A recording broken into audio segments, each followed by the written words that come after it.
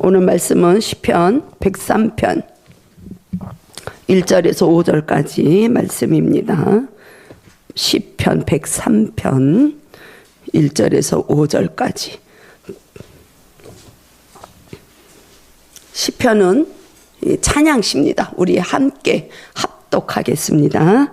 103편 1절에서 5절까지 시작. 내 영혼아 여호와를 송축하라. 내 속에 있는 것들아 다 그의 거룩한 이름을 송축하라. 내 영혼아 여호와를 송축하며 그의 모든 은택을 잊지 말지어다. 그가 내 모든 죄악을 사하시며 내 모든 병을 고치시며 내 생명을 파멸해서 속량하시고 인자와 궁일로 관을 씌우시며 좋은 곳으로 내 소원을 만족하게 하사 내 청춘을 독수리같이 새롭게 하시는도다. 아멘. 300 주님 종을 붙드시고 주님께서 뜻하신 바를 저희들이 묵상하며 함께 은혜를 나누며 한 주간 우리들이 살아가는 데에 큰 힘이 되는 실제가 되는 말씀이 되게 하옵소서. 우리 주 예수 그리스도의 이름으로 기도드립니다. 아멘. 누가 보면 여기에 기쁨이 하나도 없을 것 같아요. 그죠? 사람도 없고 교회도 적고 적은 무리가, 그러나 예수님은 두 사람이 내 이름으로 모이는 것에 주님이 함께 하신다고 말씀하셨습니다. 그래서 우리는 주님을 찬양할 수가 있습니다. 우리 벌써 이 국제적으로 우리는 몇 사람이 7명이 지금 예배를 주님 앞에, 7은 성경적으로 완전수입니다. 충만한 은혜, 하나님의 숫자. 그렇기 때문에 우리는 그런 보이는 것에 우리는 쫄지 않는다는 거예요.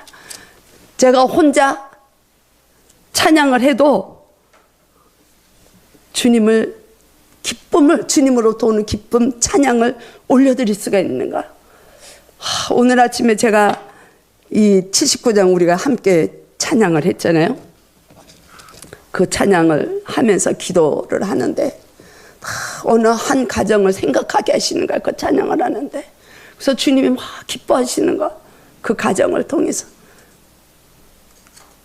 내가 그 말씀을 그냥 받아들이면 그 한 가정이 우리의 가정이 될 줄로 믿습니다. 우리 집사님의 가정이 되고 우리 또 지윤의 가정이 되고. 지금은 우리가 조금 미비하고 부족하고 연약하지만 주님 우리에게 꿈을 주시는 거예요. 내가 너희를 지었나니 너는 내 백성이라. 내가 너를 지은 목적은 너를 통해서 내가 찬양을 받고 싶구나. 이 다윗은 이 시편 150편을 통해서 또 주님을 찬양했습니다. 좋을 때만 찬양했을까요? 그렇지 않아요. 힘들 때도 찬양을 했어요. 그 선지자의 말씀으로 자기의 마음을 하나님이 깨닫게 하실 때 주님 내 마음을 정직한 영을 부으시고 내 마음을 정하게 하옵소서, 이런 찬양을 드렸습니다. 우리가 그냥 우리 지금 성경으로 읽으면 이게 말씀이 딱 오기가 힘들어요. 좀 단어들도 어렵고. 그렇죠? 송축하라, 속량하시고, 이렇게 좀 어려운 단어가 있을 수 있어요. 이거를 세 번역으로 제가 한번 낭독해 드릴게요. 한번 마음에 가다듬고 이렇게 한번 묵상해 보십시오. 내 영혼아 주님을 찬송하여라. 마음을 다하여 그 거룩하신 이름을 찬송하여라. 내 영혼아 주님을 찬송하여라. 주님이 베푸신 모든 은혜를 잊지 말아라. 주님은 너의 모든 죄를 용서해 주시는 분, 모든 병을 고쳐주시는 분, 생명을 파멸해서 속량해 주시는 분, 사랑과 자비로 단장하여 주시는 분, 평생을 좋은 것으로 흡족히 채워주시는 분, 내 젊음을 독수리처럼 늘 새롭게 해주시는 분이시다. 아멘. 세 번역으로 제가 낭독을 했는데 우리한테 다가오는 느낌이 다르죠. 굉장히 더 이렇게 오고. 그래서 우리가 여러 가지 이렇게 번역이 되어 있는데 여러 가지 성경으로 보면 참 좋은 점이 많이 있습니다. 다윗은 이 시편 16장에서도 그런 고백을 합니다. 주밖에는 나의 복이 없다. 주님만이 나의 복이라는 거예요. 주님은 만물의 창조자시고 주관자이신가 하나님, 그리고 내 자신을 의뢰할 수밖에 없는 주님을 찬양하는 거예요. 그 주님으로부터 가장 좋은 것으로 우리의 그 생활을 인도해 주시고 정말 행복이, 정말 복이 무엇인지를 알게 하시는 그 주님을 찬양하면서 그런 고백을 한 거예요. 주님밖에는 나의 복이 아무것도 없습니다. 우리가 세상에 살아나가면서 우리가 세상에서 잡을 수 있는 것을 복이라 그래요. 그래서 우리가 물질만 있으면 무엇이든지 다 하고 싶지만 실상 물질이 있는 자들을 만나보면 그들 영혼이 또 공고하면 우리가 볼 수가 있는 것이에요. 진짜 복이 무엇이냐? 하늘로부터 오는 복이라는 거예요. 하늘로부터 오는 것. 나의 영혼을 소생케 하시는 복. 하늘의 보화를 우리에게 담아주시는 그 복. 내가 복 있는 자가 되면 하나님이 아브라함을 복 있는 자로 부르시고 모세를 부르시고 다윗을 부르시고 우리를 부르셨어요. 우리가 복이 있는 자라면 우리의 삶을 통해서 누군가에게 의미 있는 삶이 되어야 하는 것을 우리는 또 본문을 통해서 알 수가 있는 것입니다. 진짜 복이 무엇인가? 다윗은 그렇게 고백합니다. 1절 내 영혼아 여호와를 송축하라. 여기서 내 영혼은 우리의 그냥 단지 이 정신적인 영혼만을 얘기하는 것이 아니라 나의 온 몸, 영혼, 육체 모든 것을 포함한 전 인격적인 나의 모든 것으로 주님 앞에 송축하는 것이죠. 쉽게 얘기하면 주님을 찬양하는 건데, 찬양은 우리가 악기로도 찬양하고 이 노래로도 찬양하지만 입술로도 찬양하지만 이 송축은 내 삶이 주님 앞에 무릎을 탁 꿇고 주님을 경배하는 내 내면에서 나타나는 그 주님을 경배하는 삶이 송축하다의 원뜻이에요. 그러니까 조금 더 깊은 뜻이라고 볼 수가 있는 것이죠. 성경을 보면 이 하나님을 찬송하는 노래들이 많이 있습니다. 이 히브리인들을, 이스라엘 백성들을 애굽에서 구원시켜 주신 하나님을 모세가 찬양을 해요. 출애굽기 15장에 보면 그 구원을 이루시는, 뒤에는 바로의 군대들이 막 달려고 앞으로는 바다가 있는 그 바다를, 홍해를 건너 계신 하나님을 찬양하는 시가 모세가 처음 하나님을 찬양하죠. 또 드보라가 그 사사로 있으면서 하나님을 찬양합니다. 우리가 잘 아는 한나, 하나님의 그 깊은 뜻을 구하며 기도하면서 하나님이 이 이스라엘 백성이 지금의 이 시대가 너무 안타까운 그 마음을, 지도자가 한 사람이 없는 것을 애타게 기다리시는 그 하나님의 마음을 읽은 한나가 하나님이 아들을 주시면 제가 주님께 드리겠습니다, 이런 고백하면서 사무엘 선지자를 하나님께 올려드리면서 찬양을 하는 거예요. 그 한나의 찬양과 비슷한 것이 우리가 잘 아는 그리스도가 성령으로 잉태된 마리아가 찬양을 하는 거예요. 구원자가 나를 통해서 오시는 성령님으로 인해서 잉태되는 그 찬양을 마리아가 찬가하는 거예요. 또 세례 요한을 보내주신다는 말씀을 들었을 때 사가랴가 찬송을 합니다. 하나님을. 사가랴가 나이가 들어서까지 이 자녀가 없었거든요. 그때 그리스도의 길을 예비하는 그 세례 요한을 보내심을 받고 찬양을 하는 거예요. 그리스도가 이 땅에 오셔서 그 그리스도가 우리의 구원자이심을 알고 찬양을 드리는 시므온 선지자, 사사가, 예언자가 있는 것이에요. 신약에 보면, 누가복음에 보면 나오죠. 안나가 또 찬양을 하고. 그래서 이제 주님이 그리스도를 이 땅에 보내주셔서 우리의 죄 구속함을 보내주시는 주님, 이제 내가 그 그리스도를 봤으니 나를 주님 앞으로 데려가 주십시오. 이 시므온이 찬양을 하는 거야. 우리 삶 속에서 우리는 얼마나 주님을 찬양하고 있습니까? 여러분들 삶 속에서 내가 조금 공부하고 내가 피곤하고 내가 힘들고 지쳐서 주님을 찬양할 수 없나요? 우리는 혼자 주님을 바라보고 주님 너무 감사해요. 아침에 저 여기서 기도하면서 참 제 마음을 절제하는 기도를 했어요. 주님, 예배 시간에는 절제할 수 있도록 제 마음을 붙들어 주세요. 제가 주님과 잘 그냥 이렇게 애쓰며 주님 바라보고 나가기를 원하니까 지난 금요일 날 심야기도 하는데 너무 전 처음으로 그런 경험을 했어요. 우리 신약에 보면 성령에 취하라는 말이 나와요. 술에 취하지 말고 성령에 취하. 성령을 소멸하지 말라 그래. 우리가 사모하지 않으면 그 성령을 잃어버릴 수가 있습니다.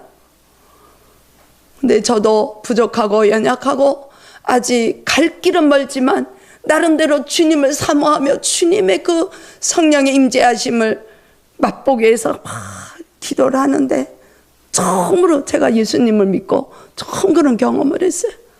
요새 정말 제가 그런 고백을 하죠. 이게 처음이에요. 처음에 하는 게 벌써 몇 번이에요. 그날은 얼마나 성령의 강한 임재 가운데서 저를 주님이 인도하시고 제 마음을 만져주시는지 일어나질 못했어요. 우리가 기도하면서 다 이 의자에 앉아서 기도하는데 저는 조금 더 그냥 주님 앞에 깊이 기도하고 싶어서 저는 바닥에서 무릎 꿇고 기도를 합니다. 근데 무릎 꿇다가 제가 그냥 성령님의 터치에 넘어가 버렸는데 일어나질 못하는 거예요. 일어나면 또 넘어가, 일어나면 주님이 그렇게 강하게 저를 만지셔서 어떻게 절제가 안 되고 어떻게 할 수 없는 그런 기쁨을, 주님만이 저의 구원자이십니다. 제가 고백을 하는 거야. 주님만이 나의 주인이 되십니다. 주님만이, 어쩌다가 이 같은 주님을 모르고 주님을 믿지 않겠다고 핍박하고 나를, 누군가가 주님을 이야기할 때 나한테만은 주님 얘기하지 말라고, 나한테만은 하나님이 어디 계시냐고 그러던 자를 주님 이렇게 사랑을 하십니까? 그런 고백이 나오는 것이요. 우리가 그 창조주가 우리를 부르시고 우리를 구속시켜 주시고 주님을 찬양할 수 있도록 이 자리에 불러주시면 전적인 주님의 은혜인 것이에요. 의인은 아무도 없나니 오직 믿음으로만이 그리스도를 나의 구주십니다 고백하는 자만이 하나님은 의인이라고 여겨주시는 거예요. 그렇다고 우리가 죄가 없습니까? 우리가 죄를 범하지 않습니까? 여전히 우리는 죄를 범하고 살아. 그러나 주님의 그 은택이, 다윗은 너무 그의 모든 은택을 잊지 않는다는 거야. 그 은택이 무엇이냐? 내 모든 죄악을 사해 주시는 주님을 고백하는 거예요. 3절에서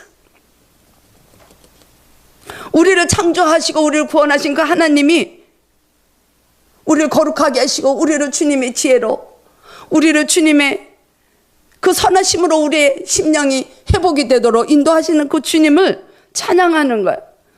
우리가 살아가는 삶 속에서 가장 중요한 목적이 그것이에요.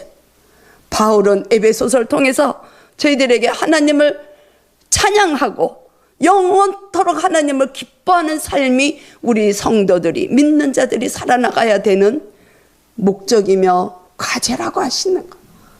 그래서 이 바울은 매일매일 구원을 이뤄가라는 거예요. 매일매일 주님의 형상으로 새롭게 너희들이 새로운 피조물로 그리스도의 옷으로 날마다 갈아입고 가라는 거예요. 그런데 우리가 교회에 들어와 있어도 하나님을 나의 주인이라고 고백을 해도 우리가 기도가 없으면 그걸 깨닫지 못한다는 거예요. 기도만이 우리를 주님 앞으로 인도하는 그 도구가 된다는 거예요. 기도만이 주님과 나의 삶을 관계를 회복할 수 있는 것이 길이 오직 기도라는 거예요. 말씀으로 오신 그리스도를 우리가 그 주님께서 주시는 말씀, 주님은 여호와를 모든 것들을 다 동원해서 송축하라 그러셨습니다. 내 모든 삶을 통해서 전인격적으로 주님만을 찬양하라고 하셨습니다. 그러나 나는 그게 무슨 길인지 모릅니다. 주님, 내가 주님을 찬양할 수 있는 그 길을 저에게 알려주십시오 하는 것이 기도예요.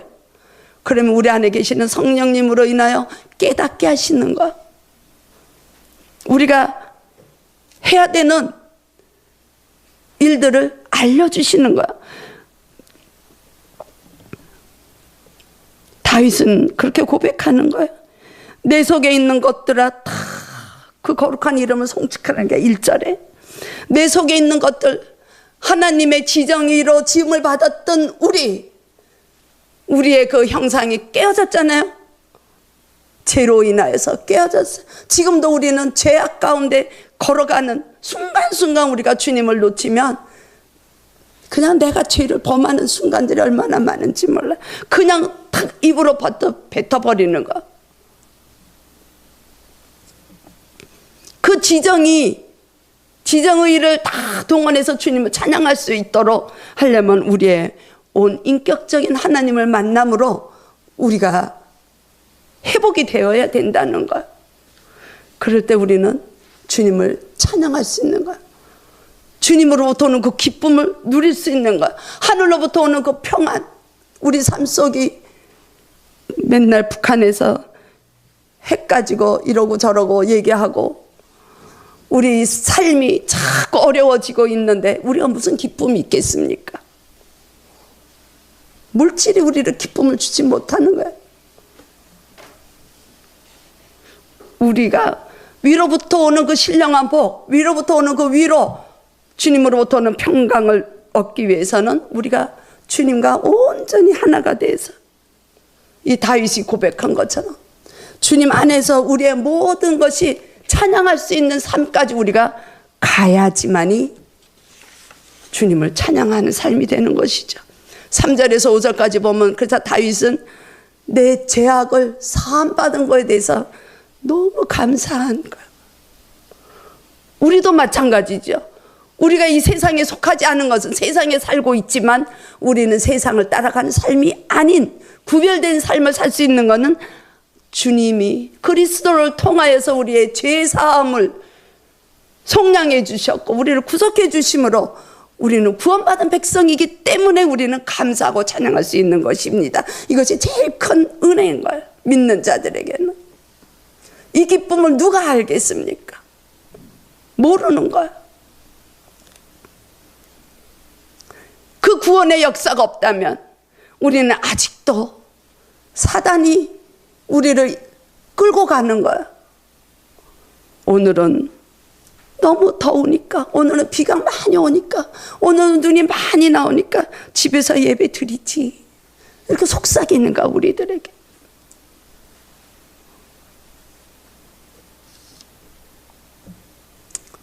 우리는 연약한 존재, 연약한 존재. 하나님을 잃어버린 연약한 존재. 지금도 순간순간 우리가 죄를 범하고 있지만 주님은 끝까지 기다리시는 주님. 언제든지 주님 제가 여기 있습니다.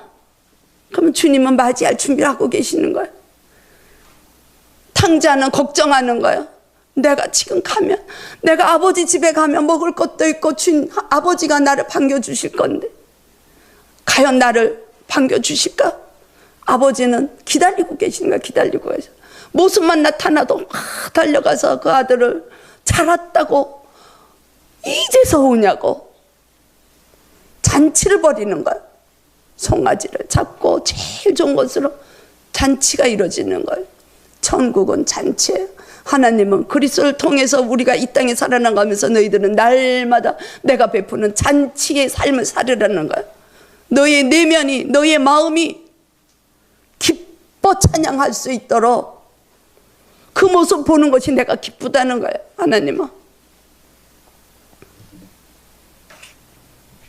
그렇기 때문에 우리가 이 외적으로 보이는 그런 어려움들, 고난, 고통, 그걸 통해서 주님은 주님께로 돌아오기를 기다리고 계시는 주님이신 줄로 믿습니다.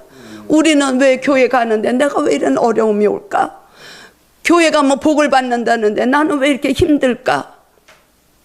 그런 복을 주는 게 아니야. 하나님은 우리의 영혼이 소생할 수 있는 복을 주시는 거예요. 그래서 주님이 우리를 사랑하시는 주님은 그 조그만 여건을 통해서 나를 바라보려는 거예요. 내가 너와 동행하고 내가 너의 모든 그 피곤함을 안다는 거예요. 그래서 제가 아침에 여기서 기도하면서 내년 표를 벌써 제가 정했어요. 주님의 나라를 먼저 이뤄가야 돼, 우리는. 그러면 주님이 너희가 필요한 것을 내가 다 한다는 거예요. 너는 내 자녀고 나에게 속한, 너는 내 것이니 나만 바라보려는 거예요.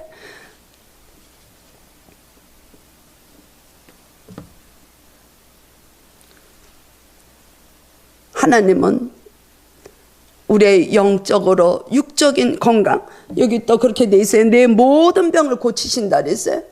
물론 질병의 병도 병이겠지만 모든 삶에서 균형이 깨어진 것을 이야기하는 거예요. 이 육체적인 몸살이 오고 이 지체가 좀 불편하고 이런 걸 또 주님은 치료를 해주시지만 우리 영육의 모든, 내 모든 이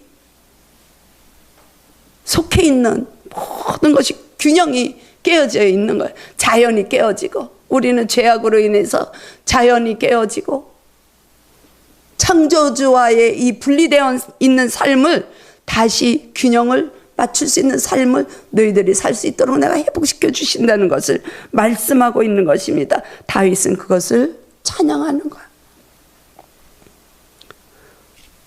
악한 길에서 스스로 낮추고 기도하고 내 얼굴을 찾으면 내가 하늘에서 듣고 그들의 죄를 사하며 그들의 땅을 고칠지라. 역대하는, 그렇게 이야기하는 것, 다윗이 고백하는 거예요. 내가 공경에 인생 여정을 가다가 우리는 잠깐, 길어야 이제 100년 7, 80의 인생 여정을 살아나가면서 공경에 빠지고 역경에 올다 할지라도 너희의 그 균형이 깨어진 건 다 내가 회복시켜 주신다는 그 약속을 지키신다는 거야, 하나님은. 아멘. 그렇기 때문에 우리에게 소망이 있는 것이죠. 그런 약속이 없으면, 아브라함을 통해서, 다윗을 통해서 주셨던 그 언약의 약속이 없다면 우리는 하나님을, 그리스도를 믿을 필요가 없는 거야. 그 그리스도를 통해서 우리가 생명의 죄악에 죽을 수밖에 없었던 그 파멸에서 우리의 생명을 건져주시는 주님을 다윗은 찬양하고 있는 것입니다. 감사하고 있는 것입니다. 속량해 주신 주님, 전적으로. 우리는 왜 주님이 나를 구원해 주셨는지 몰라요. 아, 하나님의 은혜로 왜 내가 구속받았는지 우리는 알지 못해요. 그러나 주님은 하나님의 자녀로 택한 자들, 택하기로 결정한 자들은 하나님이 끝까지 그 길을 열어주시는 거야. 올 수 있도록. 그래서 우리가 이 속량, 하나님이 그리스도를 값으로 주시고 그 사망의 길에서 우리 건져주신 그것이 속량인 것이에요.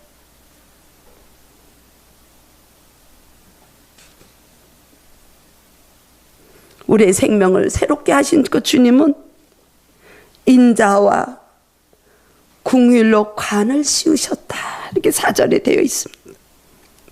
인자하심, 자비로우심, 궁휼, 우리를 자비를 베푸시는 그 마음, 이 관을 씌우시다, 이 뜻의 원어는 에어싸는 거야. 호의해 주는 거야. 보호해 주는 거야. 그래서 우리를 한번 내 자녀로 택정받은 백성을 하나님은 포기하지 않으시는 하나님. 우리가 여전히 아직 주님께로 다가가지 못해도 주님은 기다리시는 거야. 우리를 불쌍히 보이시는 거야. 그 주님의 자비로움. 어느 종교나 다 자비가 있어요. 다 자비를 강구하고 갑니다. 불쌍하게 여기라는 것이 다. 그런데 구원의 역사가 없는 거예요. 다른 종교는 피조물을 섬기는 그거 하나 배우는 것이야. 그러나 이 기독교는 창조주와 피조물의 관계, 그게 틀리는 거예요. 하나님은 사랑이죠. 하나님의 속성이. 하나님은 은혜가 넘치시는 하나님. 그래서 우리를 불쌍히 보시는 거예요. 우리가 어떤 상황에 있어도 긍휼을 베푸시는 주님, 그 관을 우리에게 씌우시면서 우리를 호위하고 계시는, 포기하지 않으신 하나님, 우리를 언제나 울타리가 되어주셔서 주님의 형상으로 새롭게 빚으시기를 원하시는 그 신실하신 하나님을 우리는 감사하는 거예요. 다윗은 감사하는 것이에요. 그러니까 이 다윗이 그냥 150편에 통해서 그냥 보면 여호와를 찬양하는, 여호와를 찬양. 시편의 8장 4절도 그렇게 되어 있습니다. 이 시편의 8장 찬양을 너무 저도 좋아하는데, 인자가 무엇이라고? 주님은 우리를 창조하시고 사람이 무엇인데 주님께서는 우리를 그렇게 생각하시고 주님은 우리를 그렇게 돌보십니까? 이런 찬양을 하는 것이, 하나님은 그 시편 8장 5절에서 보면 하나님은 우리를 조금 못하시게 하죠. 그리고 영어와 종기로 우리를 관을 씌우셨어. 관을 씌우셨나이다. 그렇게 찬양을 하는 거예요. 다윗은. 우리가 무엇이라고, 내가 무엇이라고, 이렇게 연약하고 부족하고 맨날 넘어지고 쓰러지고, 주님을 먼저 나의 삶의 주인으로 모시기보다는 내가 먼저 앞서서 일을 행하려고 하는 나를, 나의 생각이 나를 주장하고 가고, 나의 율법적인 삶이 나를 의롭다고 끌고 가는 그 삶 속에서 주님은 그런 우리를 하나님보다 조금 못하게 생각하시는 거예요. 얼마나 우리를 존귀하게 보시고 얼마나 우리를 높이시는 하나님이신지를 그 시를 통해서 우리는 알 수 있는 것입니다. 이 언약을 지키시는 그 하나님의 사랑이, 그 사랑만이 우리의 삶을 만족함으로 인도하실 줄로 믿습니다. 우리가 주님이 안 계시면 우리의 삶은 허무한가, 허무해. 나의 삶이 뭔가. 젊었을 때는 아이들을 위해서 헌신을 다 하는 그 어머니들이, 남편의 뒷바라지를 다 하는 아내들이 나이가 들어서는 할 일이 없어지는 거예요. 그때 우리는 우리의 삶을 찾을 수가 없는 거예요. 아무리 잘 먹고 여유가 있고 안정된 삶을 살아도 우리의 영혼은 갈급한 면이 있는 거예요. 그래서 무엇인가를 쫓아다니는 거예요. 그래서 친구들과 만나서 즐거운 시간을 갖고 좋은 것을 먹고 마시고 우리 삶이 그렇게 된다는 거예요. 허망한 삶을 우리는 쫓아가기가 쉬운 우리의 속성이라는 거예요. 속성. 그래서 지금 젊은 사람들은 어떻게 해서라도 직장을 안 놓으려고 그러잖아요. 아이들 양육하고 가정에서 그 엄마의 손이 필요해도 요 고비만 넘기면 다는데 그 고비를 쉬게 되면 나의 삶을 잃어버릴까 봐. 그러나 그것도 귀하고 그것도 보람이 되고 그것도 아주 좋은 삶이 될 수 있지만 그거보다 한 걸음 더 나아가면 우리의 영혼은 우리의 삶 속에서는 만족함이 없다는 거야. 오직 그리스도 한 분만이 나의 삶을 인도해 주시고 이 말씀이 나를 붙들고 갈 때 거기에서 우리의 필요를 채워주시는 주님을 우리는 경험할 줄로 믿습니다. 그래서 5절에서 보면 좋은 것으로 내 소원을 만족하게 하신다 그랬어요. 주님만의 우리의 삶을 만족하게 우리의 필요를 채워주신다 그랬어요. 디모데 전서를 보면 바울은 그렇게 이야기를 합니다. 부한 자들을 명하여 마음을 높이지 말고 정함이 없는 재물에 소망을 두지 말고 오직 우리에게 모든 것을 후히 주시고 누리게 하시는 하나님께 우리의 마음을 두라는 거예요.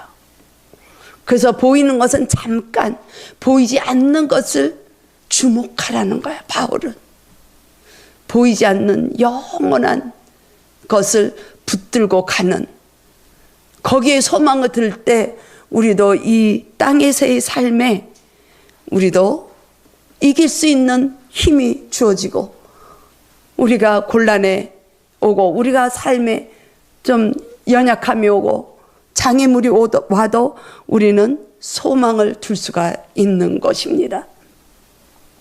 그럴 때 주님은 뭐라 그래요? 우리가 그런 삶이 이루어진다면 내 청춘을 독수리같이 새롭게 하시는도다. 다윗은 그렇게 주님 앞에서 모든 삶이 회복이 될 때 나의 영혼뿐만이 아니라 나의 육체의 모든 삶이 하나님 안에서 그리스도를 통하여서 우리의 삶이 균형이 잡혀질 때, 우리의 삶이 회복이 될 때 우리의 삶은 나이에 상관이 없다는 거야. 우리의 청춘은 독수리처럼 새 힘을 받을 수 있도록 새롭게 하시는 주님을 찬양하는 것이야. 감사하는 것입니다.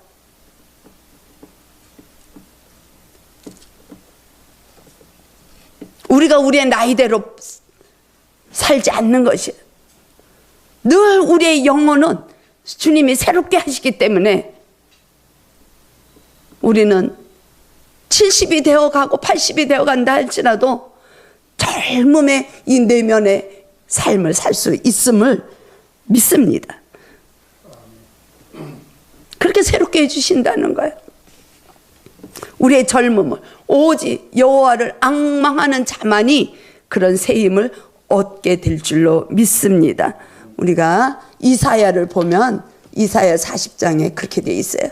여호와를 앙망하는 자만이 새 힘을 얻고 독수리같이 곤비치 않고 다름질 쳐도 힘차게 달려갈 수 있음을, 피곤하지 않다는 것을 말씀하고 있습니다. 그래서 제가 요 주보 그 오른쪽에 한 주간의 묵상에다 이사야 40장 27절에서 31절을 기록했습니다. 그것을 함께 합독함으로 오늘의 예배를 말씀을 마치고자 합니다. 성경까지 안 찾아도 이 주보를 보면 거기에 말씀이, 우리 함께 한번 합독하겠습니다. 시작.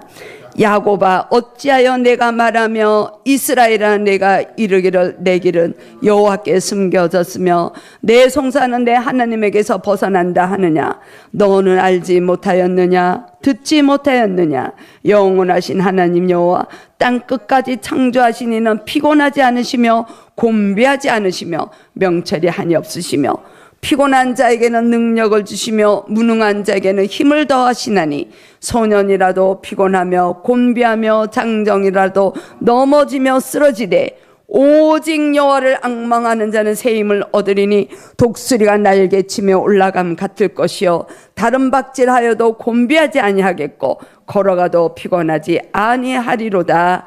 아멘. 우리 한 주간 주님만을 앙망하는 자들이 되어서 독수리같이 새롭게 되고 우리가 힘있고 능있는 피곤치 않는 삶을 살아나갈 수 있는 우리의 삶이 될 수 있도록 그리스도의 이름으로 축복합니다. 아멘. 주님 감사합니다.